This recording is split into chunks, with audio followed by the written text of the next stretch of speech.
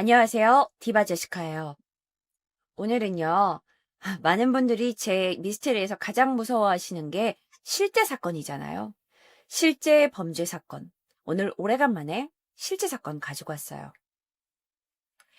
일본의 니카타현이라는 곳이 있어요. 그곳에서 1990년에서 2000년에 걸쳐 발생했던 아동 납치 감금 사건에 대해서 먼저 얘기해 드리려고 합니다.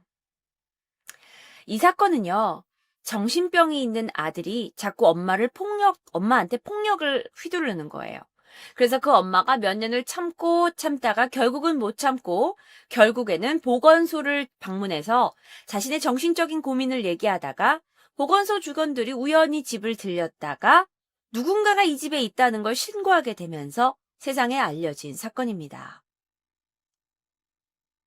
자, 실제 어떤 일이 있었냐? 1990년 11월이었어요. 한 파출소에 근처에 살고 있는 주부가 파출소에 다급히 찾아온 거예요. 저기요, 우리 딸이 초등학교 4학년인데 학교가 끝나고 아직 돌아오질 않았어요. 이상하네. 애가 끝나면 바로 집에 오는 앤데. 그렇게 실종 신고를 했죠. 그날부터 그 여자아이를 찾으려고 온 동네방네 수색이 벌어졌지만 결국 아이를 찾지 못했어요.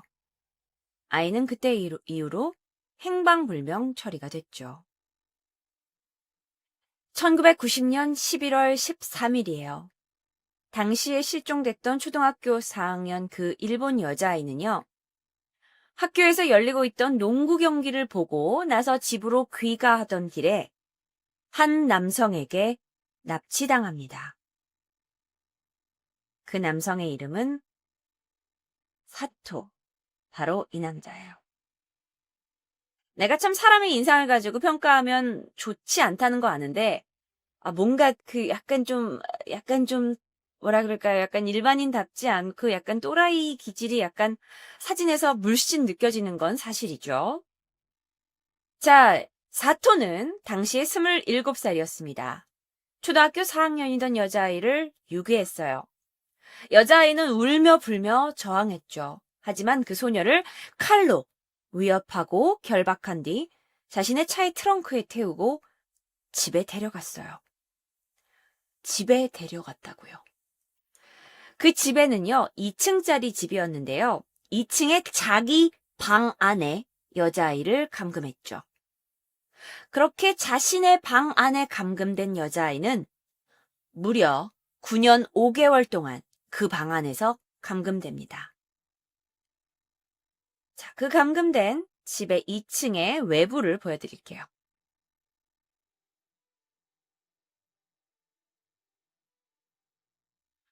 뭐라고요? 9년 동안이나요? 네, 9년 동안이나요. 9년 동안이나요. 자, 그런데 문제가 뭐냐면 이 집의 1층에는 범인 사토의 어머니가 함께 살고 있던 집이었어요. 9년 5개월 동안 한 집에 두 사람이 산 게 아니라 유괴된 여자아이까지 3명이 살고 있었는데 어떻게 모친이 몰랐냐고요?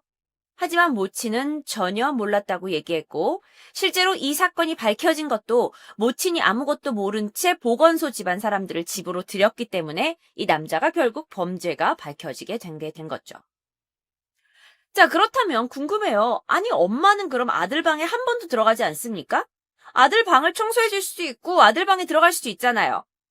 그런데 이 엄마와 아들의 관계는 우리가 평소에 생각하는 일반적인 관계가 아니었어요.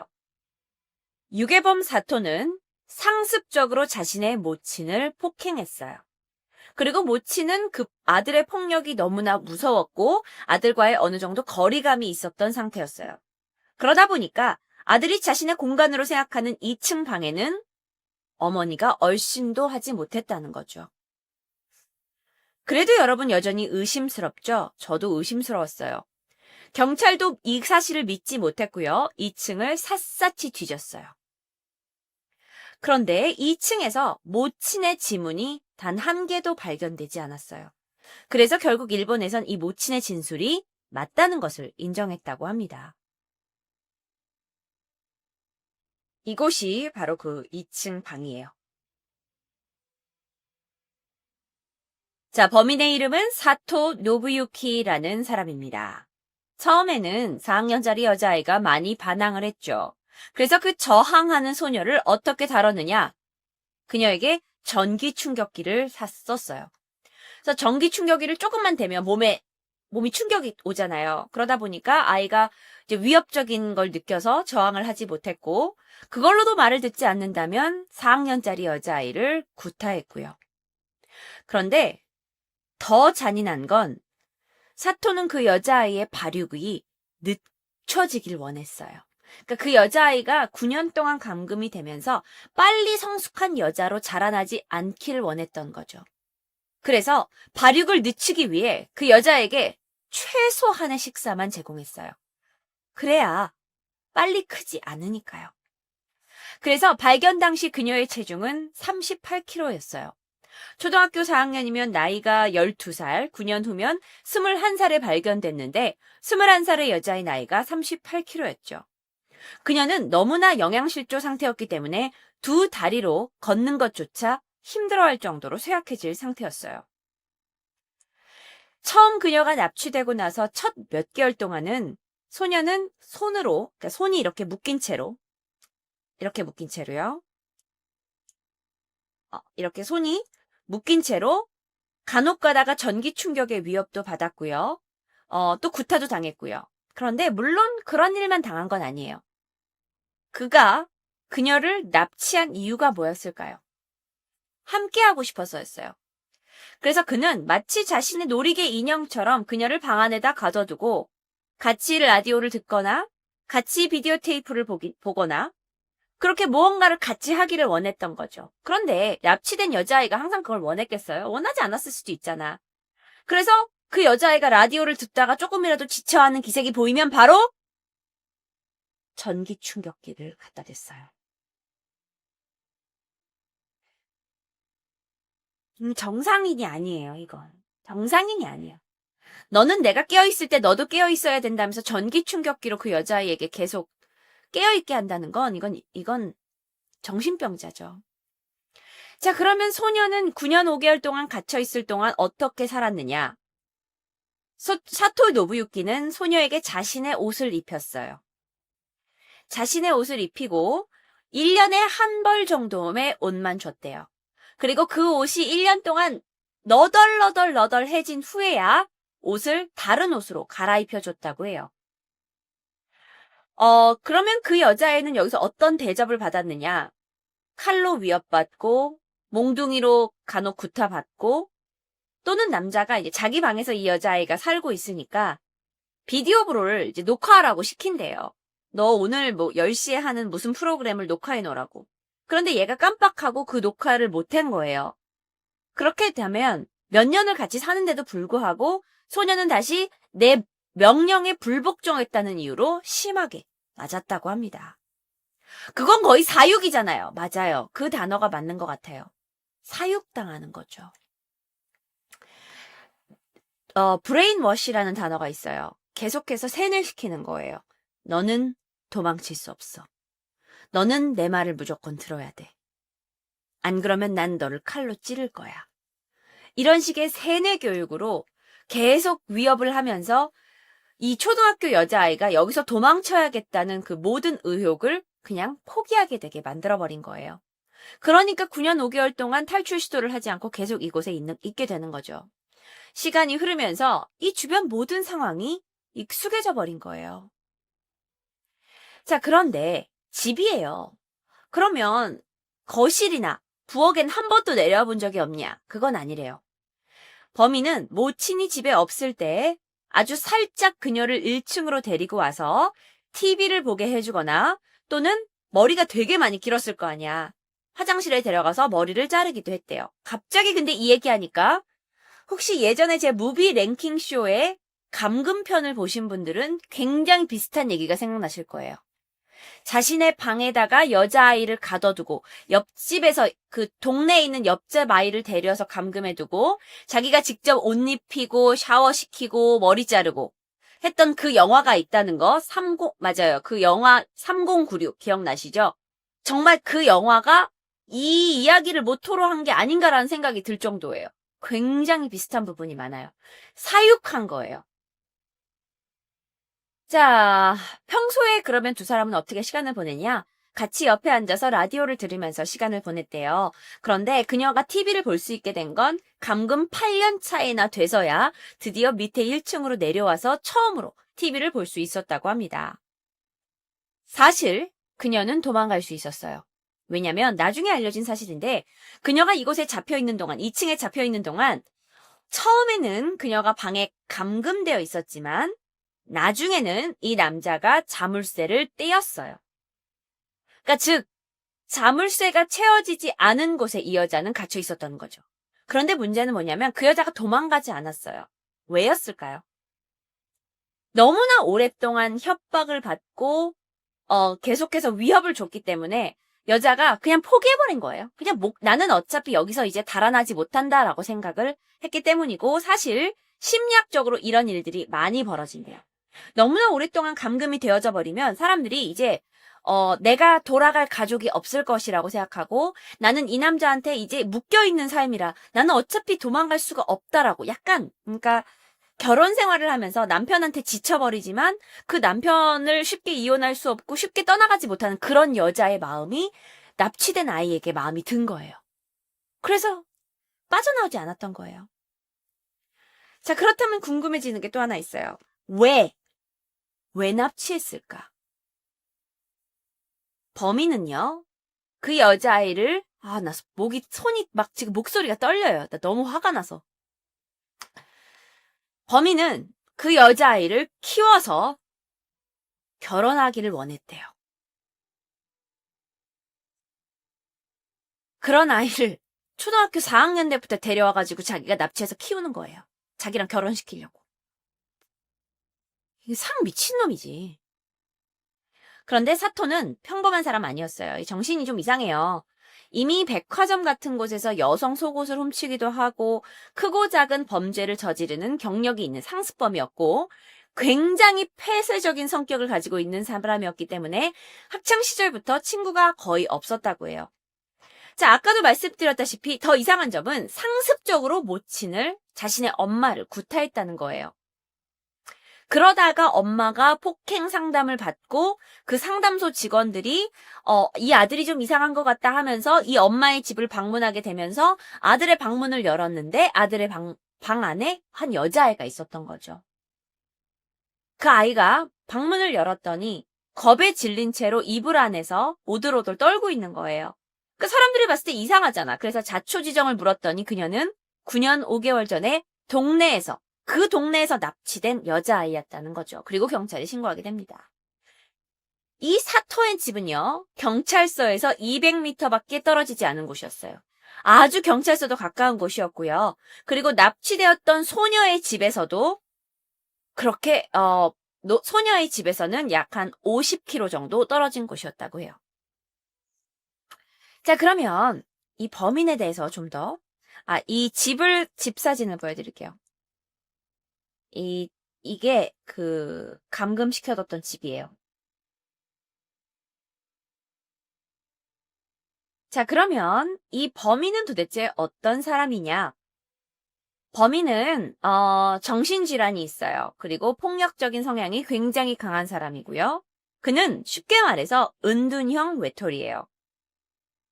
이 사토의 아버지는 시내 택시 회사의 전문 이사로 상당히 부유했던 것으로 알려져 있습니다. 그런데 그가 61세의 나이에 재혼을 하게 돼요. 그리고 재혼한 당시의 여자는 보험회사의 설계사로 일하던 35살의 바로 사토의 어머니인 거죠. 그러니까 사토와 어머니와 그 재혼한 그 전무이사 사이에서 사토가 태어난 거예요. 근데 보세요. 굉장히 늦은 나이에 아들을 얻었어요. 그러니까 이 사토의 아버지가 내가 생각했을 때는 내가 생각한 거일 수도 있고 사실일 수도 있는데 약간 사토를 좀 오냐오냐 키웠던 것 같아요. 하고 싶은 것, 게다가 유복한 집이다 보니까 아이가 원했던 것을 뭐든지 들어주는 성향이 있었대요. 그러다가 초등학교를 다닐 무렵 한 친구가 야, 너네 아빠는 왜 이렇게 할아버지 같냐? 라고 얘기를 했다는 거예요. 근데 그 말이 이 아이에게 상당히 충격으로 다가왔나 봐요. 그래서 그때부터 이 아이가 상당히 좀 폭력적이고 반사회적인 성향으로 가지게 됩니다. 자기의 아버지를 할아버지라고 부르는 사람들에게 물건을 던지거나 때리기 시작하는 거죠. 그런데 여기서 문제는 뭐냐면 그런 폭력적인 성향을 보이는 아들을 아버지는 말리지 않았어요. 귀한 아들이었으니까요. 그렇게 성장했어요, 사토가요. 고등학교를 졸업하고 나서 시내의 부품 제조업체에 취업을 했다고 해요. 그런데 제대로 일을 하지 않았나 봐요. 좀 성실하지 않은 모습을 보여줘서 2개월 만에 직장은 그만뒀대요. 그리고 나서 일을 하지 않고 집에서 은둔 생활을 하기 시작합니다. 그러니까 사회생활을 제대로 해본 경험이 없어요. 그리고 나서 2층이 자신의 공간이 돼요. 아무도 2층에 올라가지 못하게 돼요. 사토의 어머니뿐만이 아니라 사토의 아버지도 당시에 80세였는데 자신의 아들한테 계속 구타를 당했어요. 그래서 아버지가 어느 날 집을 떠나버려요. 그리고 친척의 집에서 살게 됩니다. 사토의 엄마도 계속 구타를 당하고 있지만 아들에게 폭력을 일삼게 당하고 있지만 아들을 떠날 수가 없었어요.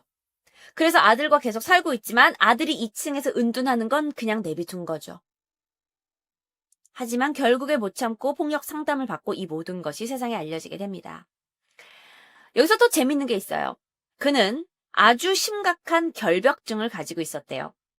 그래서 납치된 소녀가 화장실에서 대소변을 보지 못하게 한 거예요.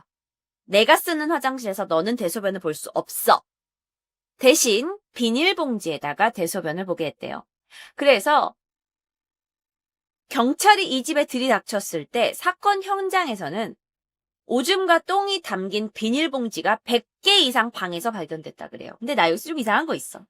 아니, 결벽증을 가졌는데 그 결벽증이 이 여자가 내가 똥 싸고 오줌 싸는 곳에 화장실을 쓸 수 없지만 비닐봉지에 싸도 돼. 근데 그 비닐봉지는 자기 방 안에다 두는 거야? 그게 정상적인 결벽증인가라는 생각도 들어요. 사실 이 범인은요, 이 여자아이를 납치하기 전 1989년 6월에 이미 다른 9살의 여자아이를 성폭행하려다 걸려서 유죄 판결을 받은 적이 있다고 합니다. 하지만 경찰의 피의자 리스트에는 적혀있지 않았다고 해요. 어떠한 재판 결과를 받았느냐? 가해자는 절도죄와 감금치상죄로 체포됐습니다. 그런데 절도죄로 기소된 피해 금액은 많지 않았어요. 그래서 이 절도죄는 결국 보석금으로 성립이 되지 않았고요. 2002년 지방법원에 징역 14년이 판결이 됩니다. 하지만 2002년 1월 24일 바로 다음 날 변호인 측에서 항소를 하죠. 나 왜 항소하는지 모르겠어. 그럼 넌 잘못이 없다고 생각하냐? 야, 이거를 변호해준 사람도 이 사토가 여자아이를 9년 동안 감금하고 있었던 건 잘못이 아니라고 생각하고 항소하는 거예요? 나 이런 병신 같은 게 다 있나 몰라. 그래서 결국 이 사건은 다시 고등법원까지 가게 됩니다.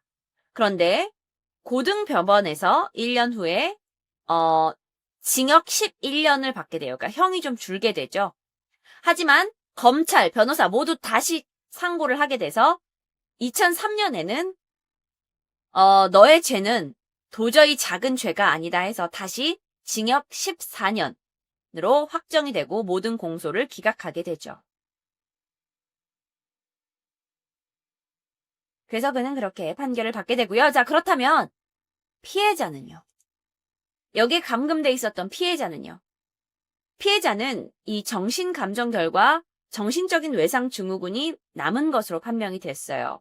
그래서 발견 당시에 영양실조와 운동 부족해서 걷기도 힘들었다 그랬잖아. 38kg였고. 근데 나중에 병원 치료를 받고 몸과 마음까지 건강해진 후에 집으로 돌아갔다고 해요. 소문에 의하면 이 감금된 소녀는 자신이 감금되어 있는 동안 자신의 존재, 자신의 이름을 잊어버리지 않게 하기 위해서 납치되었을 때 가지고 있던 노트에 반복적으로 자신의 이름을 계속 써나갔다고 합니다. 나는 누구다. 나는 누구다. 자기 자신을 잊지 않기 위해서요.